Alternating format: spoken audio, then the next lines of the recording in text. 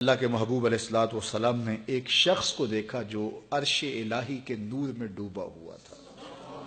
انوار ہی انوار تھے، جھرمٹ تھا نور کا جس کے اطراف میں. تو پوچھا کہ یہ کون ہے؟ تو بتایا گیا یہ ماں باپ کا فرما بردار ہے. خوش نصیب ہیں وہ لوگ جو ماں باپ کی تکریم کرتے ہیں، ماں باپ کی عزت کرتے ہیں. میں نے کئی مرتبہ یہ بیان کیا ہے اور میں کئی مرتبہ بیان کروں گا.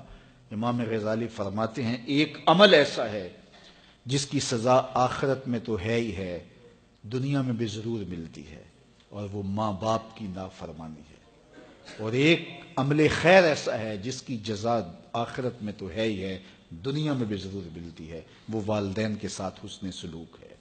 نہیں تو نشان لگا لو شخص پہ جو ماں باپ کا با ادب ہے، اس کی پگڑی کا کلس آپ کبھی نیچا ہوتے نہیں دیکھیں گے. اس شخص پہ بھی نشان لگا لو جو ماں باپ کا بے ادب ہے، ساری زندگی آپ اسے رسوا ہوتے دیکھیں گے.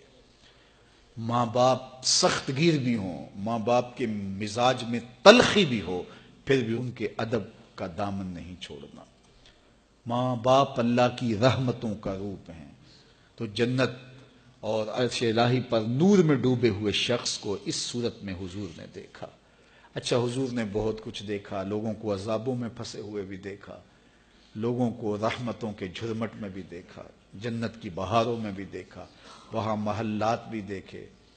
حوروں کی ملکہ سے ملاقات بھی ہوئی. اس نے حضور سے تحفہ بھی مانگا تو کہا تجھے بلال دے دیا. نبیوں سے ملاقاتیں ہوئیں، فرشتوں سے ملاقاتیں ہوئیں، ہر کوئی مرحبا کہہ کے استقبال کرتا ہے، مسکراہٹیں بکھری ہیں. لیکن ایک فرشتے کو دیکھا کہ وہ کبھی ہنسا نہیں ہے.